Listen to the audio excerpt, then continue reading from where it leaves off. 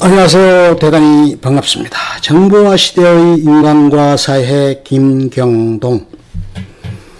미래의 한순간. 아침에 일어나는 순간 스위치를 켠다. 오늘은 투표일입니다. 잊지 말고 민주국민의 신성한 한 표를 옳게 행사합시다. 벽에 설치된 대형 스크린 모니터에 자막이 나오고 확성기에서 울려 퍼지는 말이다. 컴퓨터 앞에 앉아 오늘 있을 대통령, 국회의원, 시장, 시의원, 구청장, 구의원, 그리고 지방법원과 검찰청, 경찰청장 등 10여 가지 자리를 두고 겨루는 선거의 투표를 시작한다. 밤 12시만 되면 모든 투표 결과는 컴퓨터로 읽을 수 있을 것이다. 입력이 끝나면 오늘 수행해야 할 사업계획을 점검하고 점심, 저녁 약속을 확인한 다음 신문을 읽는다. 물론 전자신문이다. 점심 약속 전에 해야 할 일을 마무리한 다음 은행 구좌에서 대금을 치르도록 온라인 처리를 끝내고 단추를 누른다. 자동문을 나가면 차 앞에 자동차가 대기하고 있다. 열쇠가 필요 없는 전자자동차 문에 카드를 넣고 들어가 앉은 다음 모든 조작은 단추로 하고 시동을 건다. 약속 장소까지 가는 도중에 교통사정을 알리는 모니터에 맞추어 방향과 도로를 입력시킨 다음 편안히 앉아 컴팩트 디스크에 맑은 음향을 타고 흘러나오는 싱크로나이즈드 뮤직의 가여금 산조를 들으며 거리를 빠져나간다.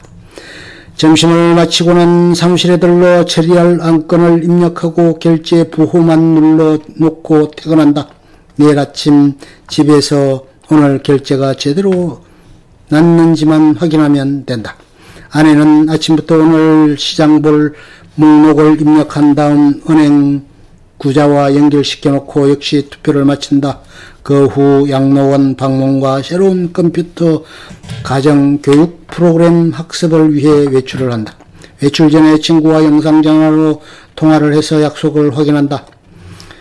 초등학교 4학년짜리는 오늘 감기가 걸려 집에서 수업을 받는다. 점심때는 단추만 누르면 음식을 먹을 수 있도록 모든 것을 입력해 놓았고 약 먹을 시간이 되면 로봇 꿈돌이가 시간을 알려주고 약을 대령할 것이다. 공부하다 정 지루하면 가정극장에 요금을 내고 어린이 공상과학 영화를 감상해도 좋다는 허락을 받았다. 정보 사회의 조직 원리. 우리는 지금쯤 이 정도의 이야기를 듣고 별로 놀라지 않을 만큼 정보화의 장래에 대하여 인식을 갖추고 있을 줄 안다. 실은 이보다 훨씬 더 첨단적이고 편리한 삶의 환경이 얼마든지 만들어질 수 있다고 보아야 한다.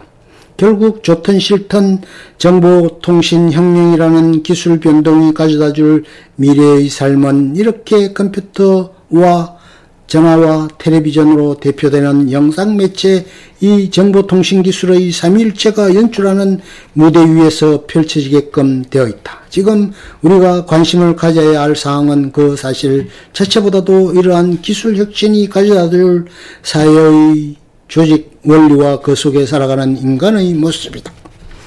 위에서 예시한 내용을 참작하지 않더라도 정보사회의 일과 일터라는 개념을 우선 생각하게 된다. 아직은 우리 주변에서 흔한 사례는 아니지만 정보화가 본격적으로 개시되면 눈 깜짝할 사이에 우리는 직장이라는 개념의 일대 혁명을 겪을 것이다. 집이 바로 일터가 되기 때문이다. 그러니까 직업적 조직체라는 것도 서류상으로는 존재할 테지만 실제로는 불필요해진다. 일이 개인화되기 때문이다. 공동작업도 각자 집에서 컴퓨터와 전화와 영상 시설만으로 해낼 수가 있고 회의도 마찬가지이다. 결제 서류를 들고 사무실을 찾아다니며 기다리는 등의 번거로움도 벗어버릴 수가 있다. 조직의 위기의 서열과 권위의 집중 분산 원칙도 바뀔 수밖에 없다. 산업사회의 관료체제가 필요로 하였던 조직 원리와는 전혀 다른 원리가 적용되어야 하고 그것을 수행하였던 대형 건물은 용도를 더 창조적이고 유익한 대로 전환하게 된다. 이와 같은 추세는 사회의 권력 구조에도 변화를 수반한다. 권력의 집중보다는 분산을 조장할 개연성이 크기 때문이다. 그러나 여기에서 한 가지 주의할 것은 권력의 분산이란 정보의 분산을 전제할 때 가능하다는 점이다. 그런데 정보화의 기술을 활용하기에 따라서는 정보의 초집중화를 오히려 더 수월하게 만들 수도 있는 법이다. 산업사회의 경제적인 힘, 즉 권력은 자본으로 대표되었지만 정보사회의 힘의 원천은 경제적으로나 정치적으로나 정보 자체가 된다. 그 정보를 획득, 처리, 소유, 통제할 수 있는 힘이 모든 사회적 결정을 좌우할 수 있기 때문이다. 게다가 정보사회에서는 시민 각자의 사사로운 권리는 침해하기도 쉬워진다. 개인의 인적 사항과 가족 사항, 재무 상태, 부동산 소유 등 온갖 정보가 국가와 민간 기업과 기타 사회 조직체들에 의하여 수집 정리되어 있어서 수시로 이용당할 수 있게 된다. 이러한 권력까지 겹치면 정보에 집중하는 무서운 힘을 발휘할 수 있다. 그러므로 정보화는 사회의 계층적 구조를 평준화시킬 소지를 충분히 가지고 있으면서 동시에 정보 집중과 통제에 의한 불평등 구조의 첨예화를 부추길 수도 있는 야누스의 얼굴을 하고 있다. 사실 기술 변동이 인간에게 도움을 준 것은 부인할 수 없으면서도 그것의 부정적인 효과를 또한 무시할 수 없는 양면성이 여기에서도 첨예하게 드러난다. 이러한 사회가 닥쳐왔을 때 인간은 어떻게 이에 적응하고 대처할 것인가를 상상해 보는 것도 흥미있는 일일 것이다. 그러나 실은 여기에도 신중함이 요구된다. 무엇보다도 정보화는 인간의 두뇌, 즉 소프트웨어가 좌우하는 사회를 가져온다. 그런 만큼 인간의 창의성과 의식이 핵심이 된다. 아울러 일이 개인화되고 분산되기 때문에 개성과 독창성이 중요해지는 것도 당연하다. 하지만 이런 상황이 전개됨으로써 사람들 사이의 관계와 집합적 목표를 어떻게 재정립할 것인가가 숙제로 떠오를 것이 분명하다. 정보사회와 인간의 문제. 마치 기술이 인간을 떠나 생존, 발전할 수 있는 것처럼 착각을 하기 쉬울 정도로 빠른 변화를 보이고 있지만 따지고 보면 모든 것이 다시 인간에게로 기착된다. 기술도 사람이 잘 살자고 사람이 만드는 것이다. 그것을 잘 쓰고 못 쓰고는 인간의 결정에 달려있다.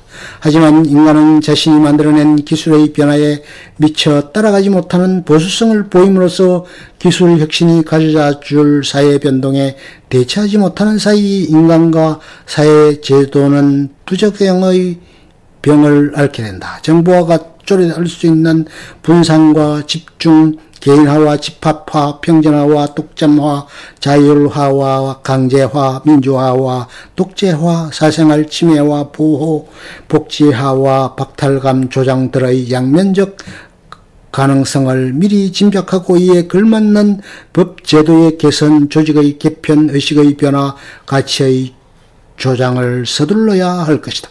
한마디로 정보와의 사회적 충격을 막고 자발적 복지 사회 건설에 기여하도록 하자면 하드웨어 기술의 진전을 앞질러 변신하는 소프트웨어 인간 요소의 창의적 사고가 시급하고 기묘하다. 끝.